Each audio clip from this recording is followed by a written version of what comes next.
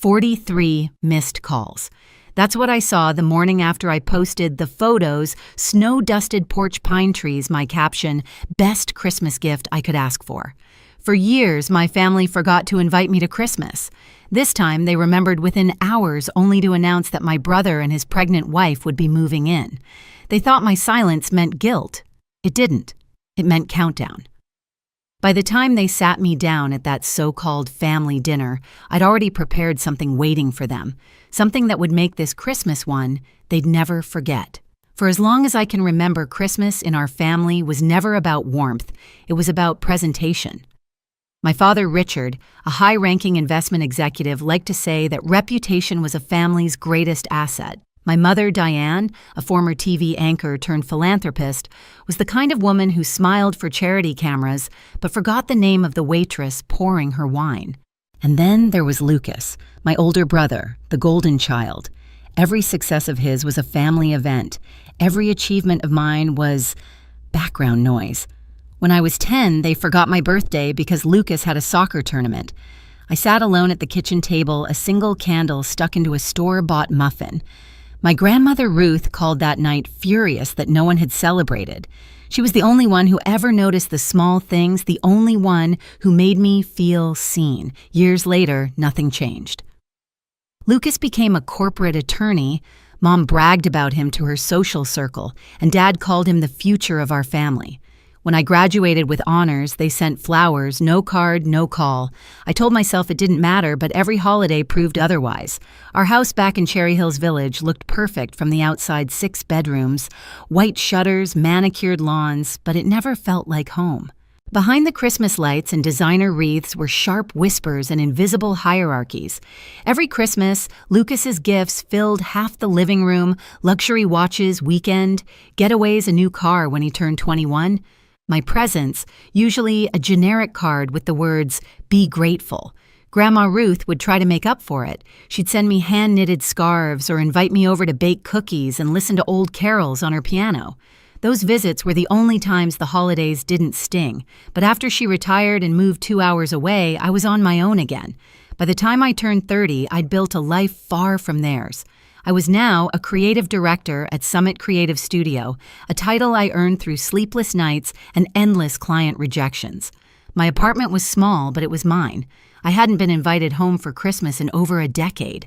Not once. And still each December I'd scroll through social media, see their smiling faces under the same chandelier captioned, "Family is everything." That phrase used to cut deep. Now it just made me tired. This year, though, something felt different. For the first time, I didn't feel that old ache. I wasn't waiting for an invitation that would never come. I was waiting for something else, something I didn't know yet but would soon find. They'd forgotten me every year. I was about to remind them exactly who they'd overlooked. It started with a number on a screen, $90,000. That was my end-of-year bonus from Summit Creative Studio. 6 months of leading a nationwide campaign, countless nights sleeping under fluorescent light, and now that effort had a price tag. I stared at the deposit notification the way some people stare at fireworks, half in disbelief, half in exhaustion. My first thought wasn't to celebrate. It was to share the news, but then I stopped. Who would I even tell? My team would say congrats and move on. My family would find a way to turn it into Lucas's victory somehow. They always did. That night, I poured myself a glass of wine and opened my laptop. Maybe it was the silence. Maybe it was the ache of another December alone, but I found myself scrolling through real estate listings, cabins, condos, mountain homes, and then there it was, a photo that made me stop breathing for a second. A house in Evergreen perched above the valley, wood and stone wrapped in glass. 3 bedrooms, 2 fireplaces, and a deck overlooking miles of pine trees, dusted white. The kind of place people go to heal or start over. I didn't overthink it. I called the agent that same night. Her name was Michelle Bright, voice fast talker, probably younger than me. She offered to set up a virtual tour. I nodded even though she couldn't see me. The next morning, sunlight cut through my blinds as her video popped up. She walked me through the room's wide kitchen, tall ceilings, every window spilling light like a promise.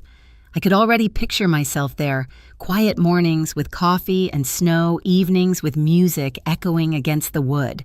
"I'll take it," I said before she even finished. Michelle blinked. "You mean you want to make an offer?" "No," I said. "I want to buy it." She laughed a little unsure. "You sure you don't want to sleep on it? I've slept on a lot of things. Not this one." By noon, I'd wired the deposit. By sunset, the papers were signed. For the next 3 weeks, I worked by day and built my dream by night. Furniture deliveries, paint stains on my hands, playlists bouncing off bare walls. It was exhausting, but it was mine. On December 21st, I stood in the finished living room, fire crackling, pine scent floating through the air. For the first time, I felt something close to peace. I took a few photos, the porch, the fireplace, the view, and posted them on Instagram. The caption was simple: "Best Christmas gift I could ask for." 10 minutes later, my phone buzzed. Then again, and again. Texts from Mom, Dad, Lucas, dozens of them. "Where did you get the money? You should have consulted us. We'll celebrate at your new place." I stared at the screen, smiling for the first time in a long time. They hadn't invited me to Christmas in years. Now they were inviting themselves. 2 days after I posted the photos, Mom's message popped up in the family group chat. "Family dinner, December 23, 7 p.m. Attendance not optional." I almost laughed. The same people who hadn't spoken to me in months were suddenly issuing summonses. I typed a reply, then deleted it. Instead, I marked the date on my calendar like it was a business meeting.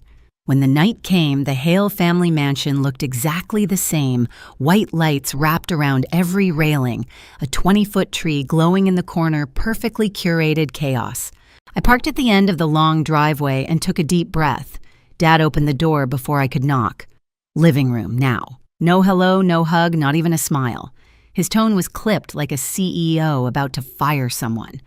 Mom and Lucas were already seated, both looking as if they'd been rehearsing for a scene. Emily, my sister-in-law, sat beside him, hands resting on her pregnant belly, eyes downcast but calculated. Dad didn't waste time. "Whose house is that, Isabella?" I took off my coat, slowly folded it over the chair, and sat down. "Mine." "That's impossible," Mom said, voice trembling just enough to sound fragile. "You're only a creative director. You can't afford something like that." I smiled. "Apparently I can." Lucas leaned forward. "You should have talked to us before making a purchase that big. It's irresponsible." "Us," I said. "Since when does my paycheck require a family committee?" Dad exhaled loudly. "Enough. This attitude is exactly the problem. That house is far too big for one person. You should open it for Christmas. Let everyone celebrate together." Mom jumped in. "And Lucas and Emily will stay there for a few months after the baby comes. It's perfect for them. Peaceful, spacious." For a moment, I thought I'd misheard. Then I saw the look in Lucas's eyes, entitled confident, like he was already redecorating in his head. I let out a small laugh. It wasn't loud, but it cut through the room.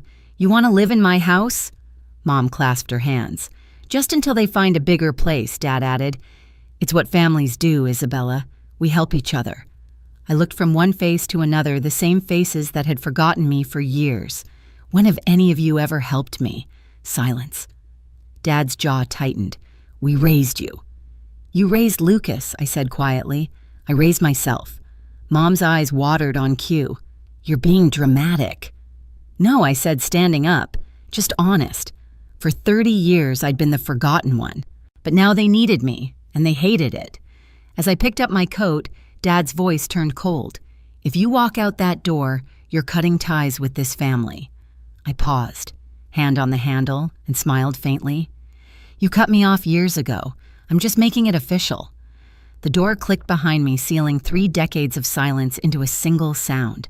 They thought my silence meant surrender. It didn't. It meant strategy. The night after that dinner, I barely slept. Not because I was angry, but because I wasn't. For once, the rage was gone, replaced by a clarity so sharp it almost hummed. They wanted my house, my peace, the one thing I'd built without them. And they thought I'd hand it over out of guilt or tradition or some twisted version of family duty. They didn't understand.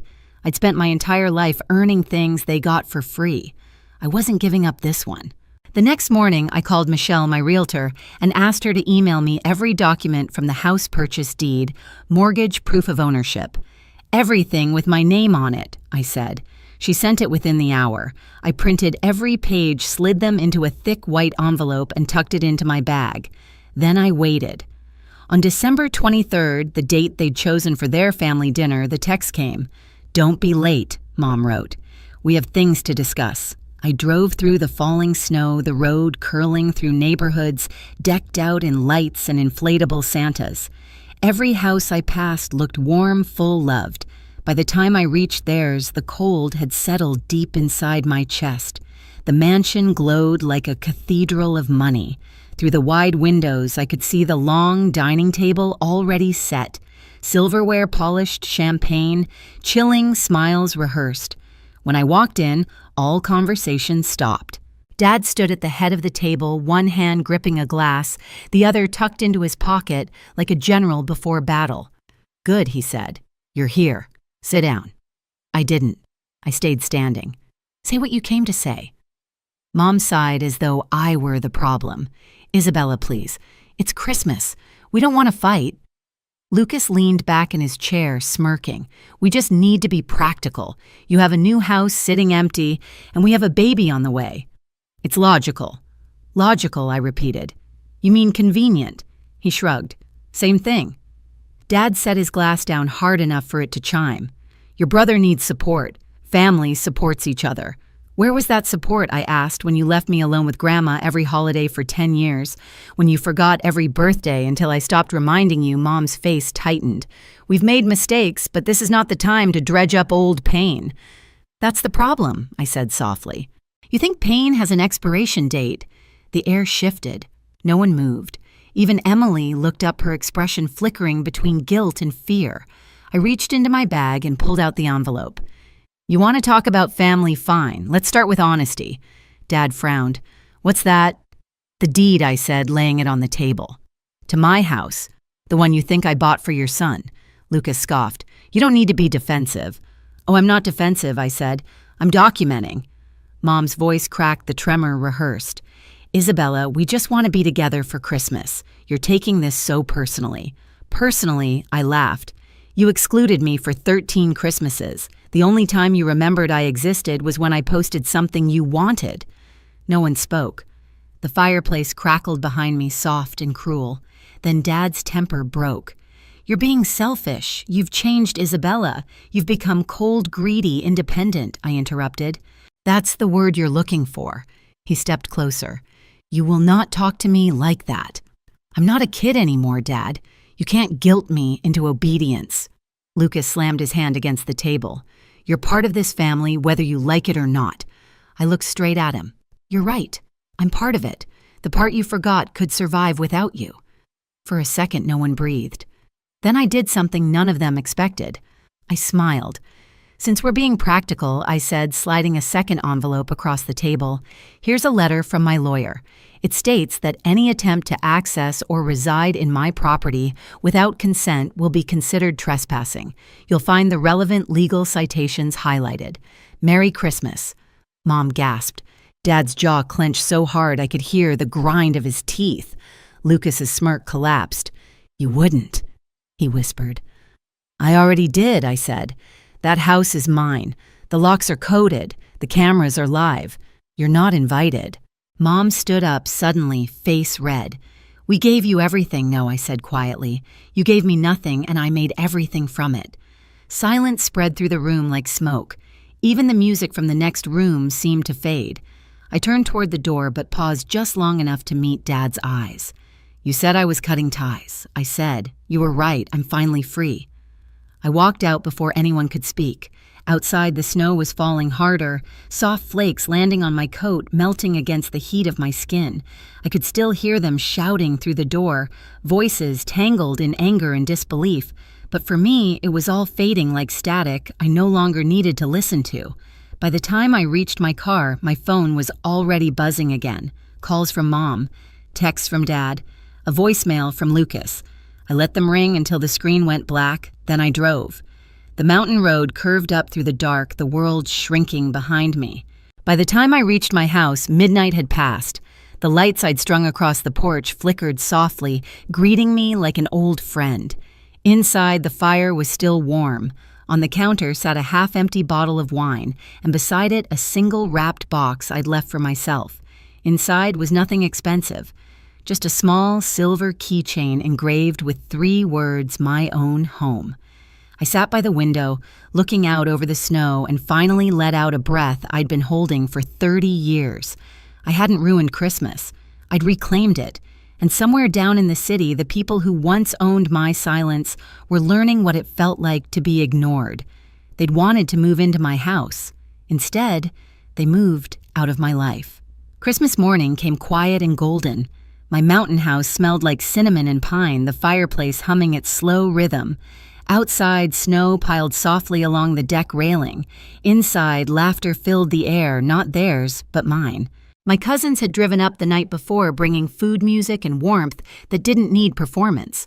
Grandma Ruth sat near the window, knitting with her gentle smile. When I handed her coffee, she squeezed my hand. "You look peaceful," she said. "I am," I answered, surprised by how true it felt. My phone buzzed on the counter, 23 missed calls. I turned it face down. No guilt, no ache, just quiet. That afternoon, we played cards, roasted marshmallows, and sang badly off-key to carols Grandma loved. For once, no one was pretending. As night fell, I stepped outside alone. The valley glowed under the moonlight, endless and still. I'd spent years waiting for my family to remember me, but standing there, I realized being forgotten had set me free. I used to think being left out was the worst kind of pain, watching them smile in family photos, raise their glasses, pretend I never existed. I thought I wanted to be invited, seen chosen. But now I understand sometimes being excluded is the quietest blessing life gives you. It's the doorway to peace. Every wall I built, every door I locked, wasn't made of anger. It was made of boundaries. Boundaries that protect the version of me I fought so hard to become. I didn't buy that house to prove a point. I bought it to finally have a place where love wasn't conditional, where I didn't have to earn my seat at the table. They can keep their perfect dinners, their polished lies, their toasts to appearances. I'll keep what they can't fake laughter. That's real warmth, that's earned silence, that feels like freedom. Sometimes peace doesn't look like reconciliation. Sometimes it looks like snow falling outside your own window, while the world that once hurt you keeps spinning somewhere far away. If you've ever had to choose peace over belonging, tell me in the comments. You're not weak for walking away, you're strong for finally coming home.